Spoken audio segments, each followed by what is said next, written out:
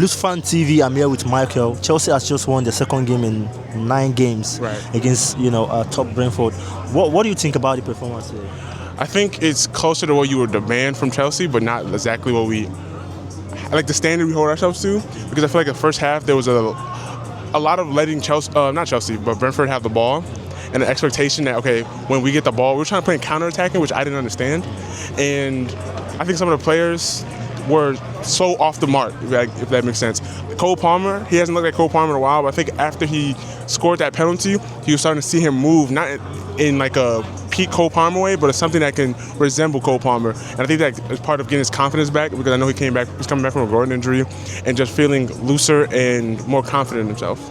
Yeah, like you said, to be honest with you, I feel like Liam Rossini has just played his 3rd game, and to me, I've not really seen a difference between what we're experiencing from Maresca and what we're seeing from Liam. What do you make of it? He alluded to that idea that right now this is the ideas they have in their play are Enzo Maresca's ideas, and he's going to slowly try to adjust. But the thing is, I struggle to find myself supporting Liam and the club, not as a whole, but the board, because of the way they handled the Enzo Maresca situation. Enzo Maresca asked for a center back when Levi Colwell went down immediately, and the board said no. And because of that, there was like a rift between them, because he spoke out against the board, and then he walks away. 14 million pounds on the table he walks away from, right? Now they're telling us, oh yeah, we're going to look for an elite center back. That is, and the guy they're looking at is 20 years old. Yeah, he's 20 years old. Yeah. We have Joshua Champong. You're buying a player who is not as good as Mike Gahey, who's getting sold for 20 million, who's a Cobham graduate, or not as good as a person who's currently on our bench that came in as a sub. And you're buying him for almost 60 million pounds. And now you're giving the new center back to Liam, when Maresca asked for one. The people who are running this club and own this club have a sense of pride they do not deserve. They move like they're the smartest people in the room, but in the reality they're the dumbest. Because came from America to go to the protest and watch the game, and I can see it from over the Atlantic Sea, the foolishness that they're doing, right? They act like this is an investment strategy. Like, oh yeah, we're gonna buy someone young, we're gonna sell them like somebody would do with the stock market. But ask yourselves, how often are people successful in the stock market? You're running the club like a stock market and failing. You're showing that you're the dumbest person in the room, that you never open up a book or anything about you're gambling. Man City bought Mark Gahey and Semenyo for 85 collective. Yeah. We bought Gittins, who I think is a talented player, for more than 60. For more than 60. And we bought Garnacho to be our starting winger for how much? Because he's young. You know what's crazy? I can go pull a kid off the street that's 14 years old, that kicked the ball twice, and I guarantee you, because the fact he's 14 years old, those board members are gonna be like, he's got a future. He's got a future. I'll tell them 10 million. They say 20 million. Take it or leave it. They'll up the price themselves, and they have the audacity to release the fact that, oh yeah, we were looking for a center back in the summer. It's just Enzo Maresca's comments took away our leverage. What weak ass leverage do you have? Sorry, can I? Yeah. What weak ass leverage is that? If your coach, after your best center back went down, right? Because now everyone with a brain knows you probably need another center back. Absolutely, yeah. Definitely. If him coming out loses your leverage, I hate to tell you this. I don't hate to tell you this. You have no leverage. And the thing is, like, the players want to play. The fans want to support. The owners have failed to sign talented players. Not just talented, experienced talented players. They failed to get a front of... This kit looks great. Yeah. But it's missing something, isn't it? Absolutely. Where's the sponsorship? Where's the sponsorship? You run this place as a business, but imagine if you, as a business, you can't get a front of store sponsor that takes money, that puts money into the club. Arsenal, we had a sleeve sponsor. Arsenal took it. No, Arsenal took it and put it as their sleeve, our front of store sponsor. We're losing to Arsenal on and off the pitch. Those board people should hold their heads as low as possible, kiss the dirt, and leave the room. Let people who know what they're doing do their jobs. Enzo Maresca has been a footballer, a manager. He knows these players in that locker room better than anyone did. Liam Rossini is now coming here to tell us to like feed us this nonsense about, oh yeah, I want the owners to be in the locker room. Just tell us you're a yes man. Stop the talk. Because the thing is, when you just say, I'm just a mouthpiece of the owners, I'm here to put the players in the starting lineup and sub them out. That's it. Not even that. Actually, they came out and said that the starting 11, owners. When the sub, owners.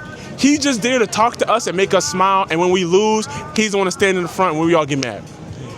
Everything that's going wrong with the club, from the stadium, the front of store sponsors, the rotations, the players we buy, the players we sell, is the owner's fault.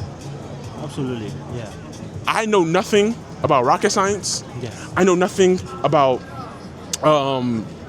high-level math. I don't go into NASA and tell them, guys, you're building this rocket all wrong. Yeah. But those owners, they'll tell God how to build Earth. Yeah, I do agree with you, to be honest, because when you look at the statistics, at the end of the day, I don't see them surviving in this sort of way they're trying to manage Chelsea. Because, you know, like I said, a lot of people talk so much about Palmer, and I said, you can't expect a top-notch performance from Palmer. Last season, Palmer has most of the GA with the likes of Madueke and Jackson. Yeah. And now you saw the two players. Yeah. So this season, you want him to play with a new guy. Next season, playing with a new guy as well. The thing about it, I understand them selling Madueke because his progress has stalled. Yeah. And if you bring in Esteval in, you do things to make Esteval's path to the starting 11 easier because you know what the level of talent that he is. Yeah. But when you talk about selling Jackson, you get João Pedro. Well, I love João Pedro. I think he's a great player. I think he's talented. He is a better version of Christopher Nkunku. Yeah. He's a striker that's not a striker. He's a 10 that's not a 9. Yeah. He's a 10.5 or a 9.5. One of those two. Where he's like, oh, everyone. If I hear one more commentary team when João Pedro's on the ball say he's not really a striker, right? Oh my God, I'm gonna tear my hair out. We know. How many matches do I have to watch before I can tell? Yes, he's not a striker. He's dropping in deep. We get it. So you replaced him. You got João Felix. Didn't work out. You let players go. You brought João Felix back. That's another 10.5. Yeah. You get Christopher Nkunku, another 10.5. You sell him. We're thinking, okay, you're done with these hybrid roles. You bring João Pedro in, and you let Nicholas Jackson go. The only true striker we have on the team is Marguerite, who is all of 12 years old, which how they like him, right? And then you have Liam Delap, who can stay healthy and can't stop punching people. Yeah, discipline-wise. And don't get me started on the whole team's discipline issues. That's a conversation that I can lose my head on. So we have 1.5 strikers that are first-team material, and you let Jackson walk out the door. I get it.